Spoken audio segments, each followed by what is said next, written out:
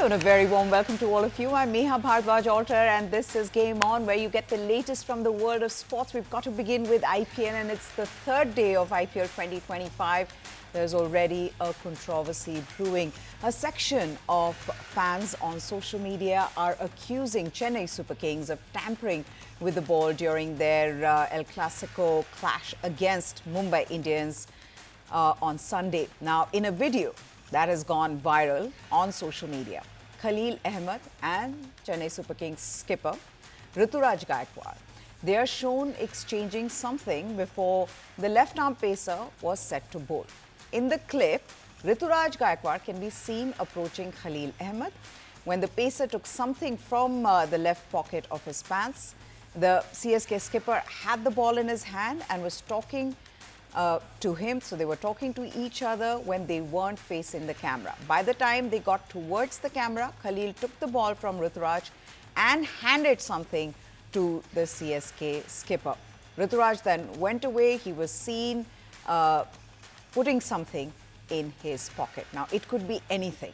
But at this moment, and you know how IPL can be, there are fans who are saying that, look, was there some kind of, ball tampering that was happening? What is it that Rituraj Gaikwad was putting in his pocket? What is it that he took from Khalil Ahmed? From naked eye, from just watching that video that's gone viral on social media, you really can't make out much. You really can't see what seems to be going on. But yes, the way IPL is and the way fans are, the speculation has already begun. And there is no official statement from Chennai Super Kings or from Mumbai Indians. This is just out in the social media. But the match was brilliant. We talk about MS Dhoni now. He's retired from international cricket, so he doesn't play any cricket other than turning up for CSK in the IPL every year. Fans around the country, they wonder if this will be his last. But somehow, Mahendra Singh Dhoni finds a way to leave us absolutely stunned by a moment of magic that only someone of his supreme skill can create. Last night, it was his sensational glove work behind the stumps that took us back to the time when he would be lightning quick to send the opposition batter back and get India possibly into a match-winning situation. Now, incident that occurred during the 11th over in the Mumbai Indians innings, Suryakumar Yadav, he was beaten by a flighted delivery from Noor Ahmed, and even before he could complete his bat swing, MS Dhoni completed the stumping. Lightning quick stumping was vintage Dhoni, like I said. It left both fans and experts impressed.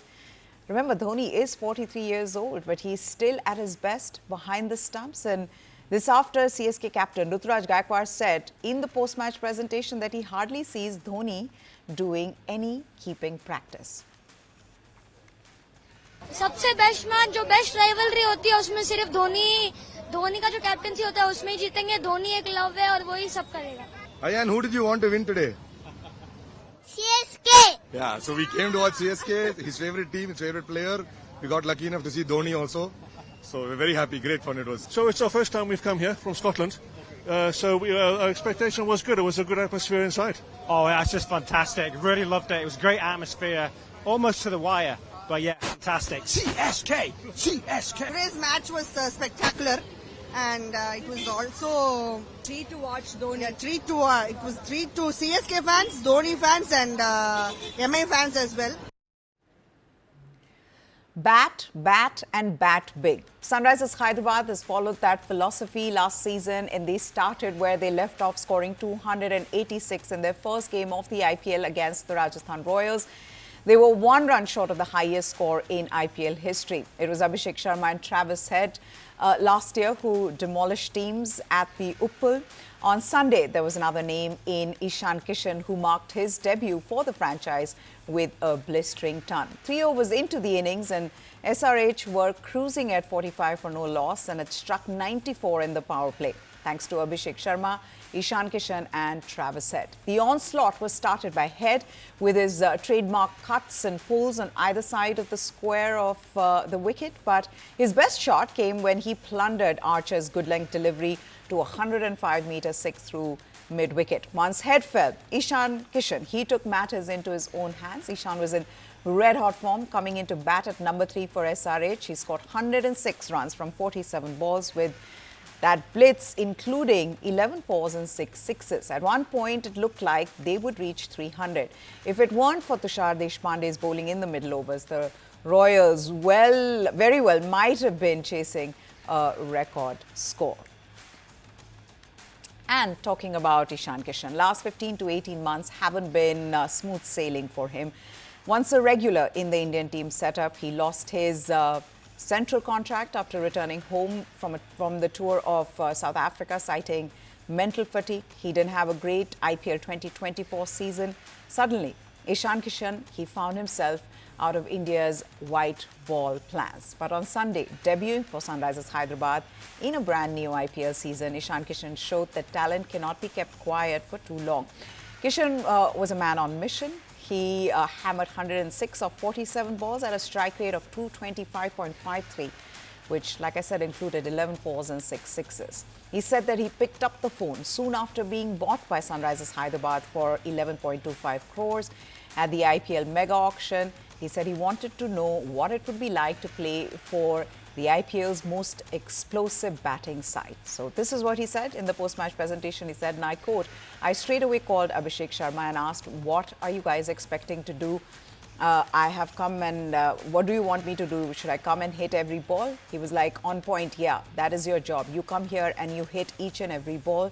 You just enjoy in this team. And that is the best part. I could actually see and I could actually feel it before we played this game. It's not that I got 100 and I'm talking about it, but yeah, when I got here, the message was very clear. If the ball's there, just go for it, have your fun, have your moment, and that's how I think we're going to play the tournament. Even if we're in a good phase, we would do the same thing each and every time. Now at Sunrisers, he's playing at number 3, a slight deviation from his role as an opener for Mumbai Indians. He was asked about that role change. Ishan Kishan said he got that clarity from the captain and coach. He said they kept it very simple. To be very honest, like Pat, he keeps it very simple. He knows if the player likes to attack from the beginning, he just backs it up. It's not like if you go in there and get out trying to hit, it adds up any pressure. That's the best part for any youngster. If you watched Aniket Verma playing his first game, at that moment he was not thinking about coming back not out. He just went for each and every ball.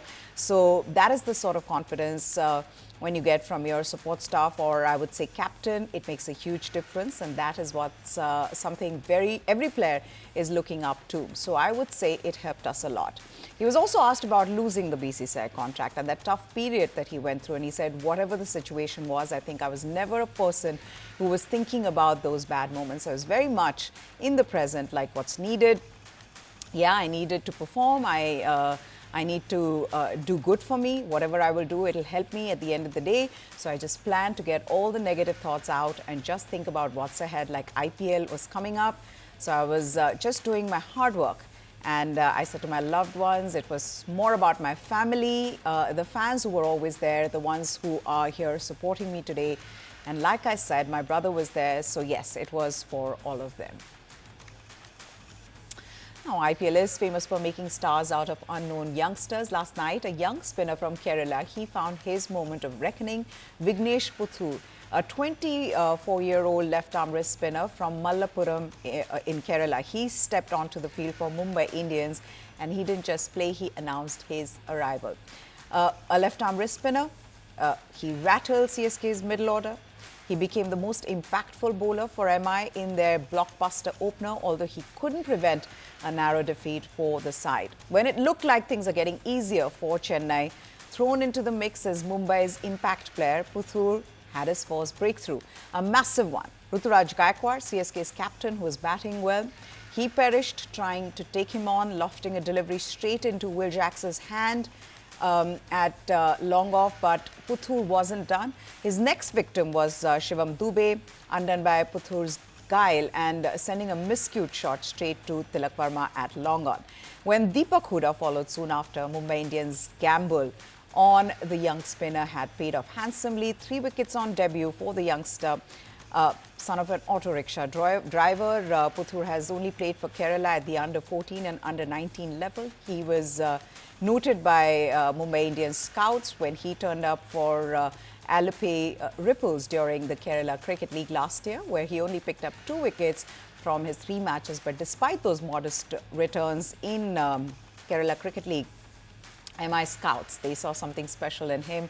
The franchise then took a punt in the mega auction, securing him for a base price of 30 lakh rupees.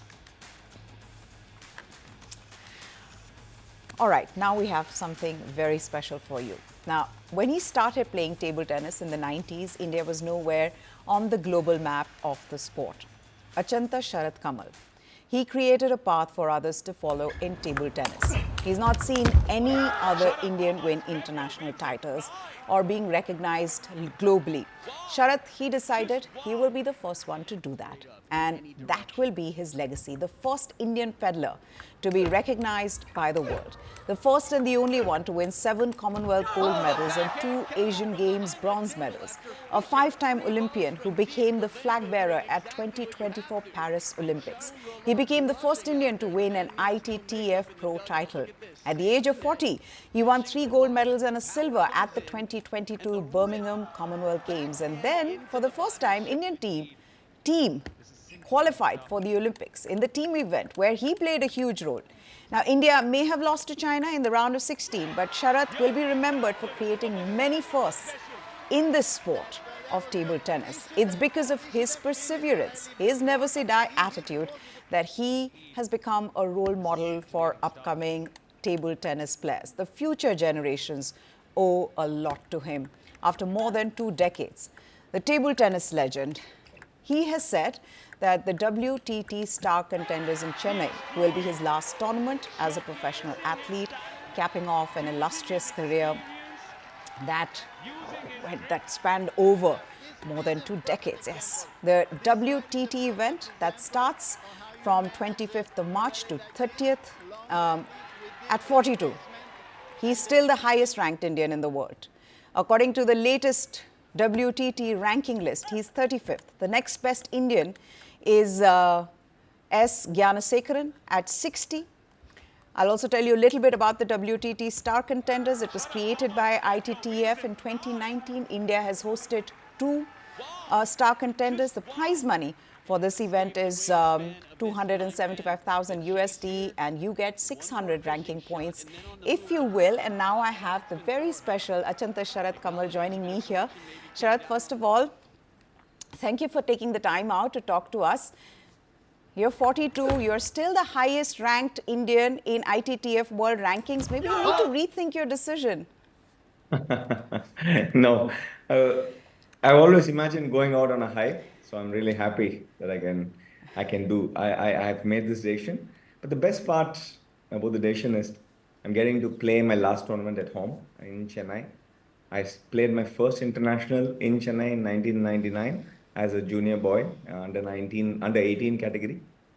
And I'll be finishing off in Chennai. I think no best way more to do that in front of family and friends. And I think this weekend will be a huge celebration where my school friends, college friends, people who know table tennis, everybody will be here in Chennai celebrating along with me my final match on the 29th. Well, absolutely. The whole country should be celebrating you with what you've achieved in this sport. I've got to ask you, though, and this is a great way to put a champion like you on the spot by asking you which was the best moment in your career. I mean, what? You won your first nationals in 2003. It's 2025. If you look back on this journey, that one moment that stands out for you. I think it's not a fair question. It's very tough for me to pick that one moment. In 2018, we won the Asian Games medal. First time in 62 years of the Asian Games history do India we get a medal. And in fact, I make 2 medals there, one in the team championships, one in mixed doubles. Come back home.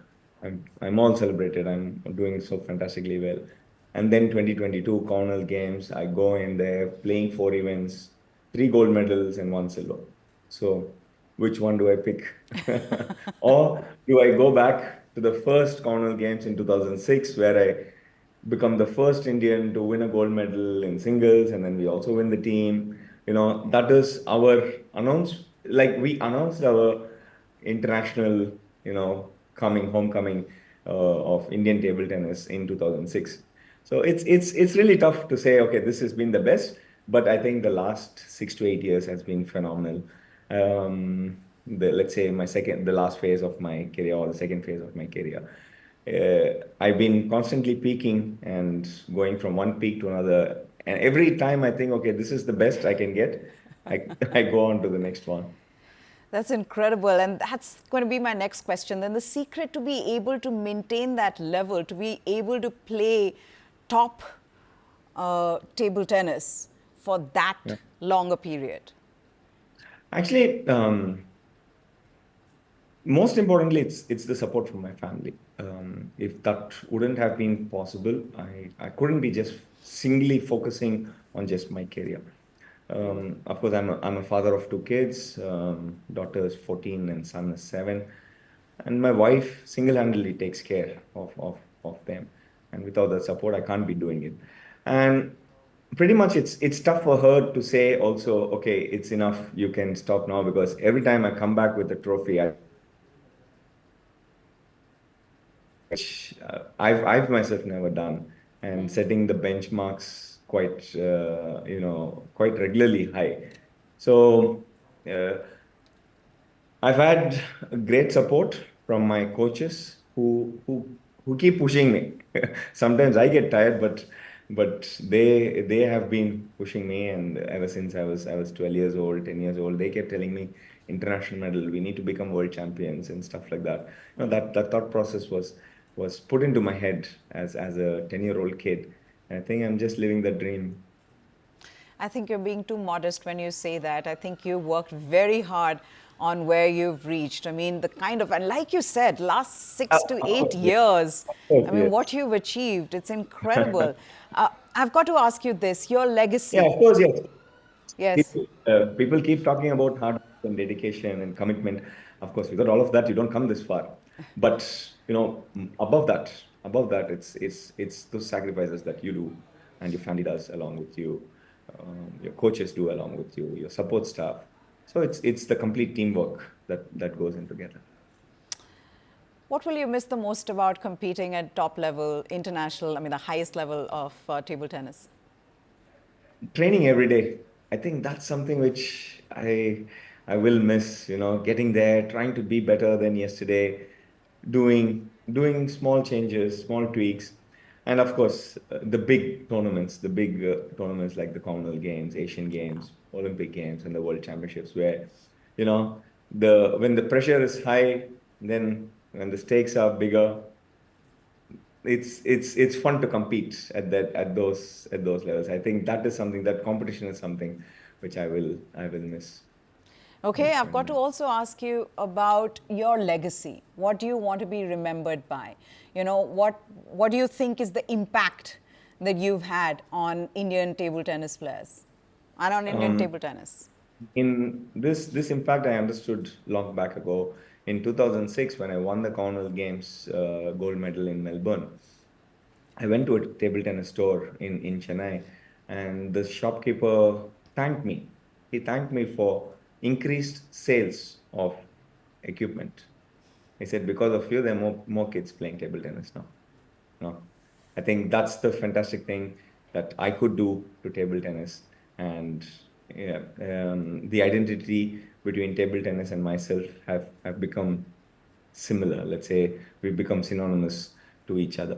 So that's where I feel I've contributed a lot to the sport. And of course, I will continue to contribute in the future years to come also. You're the perfect person to ask this.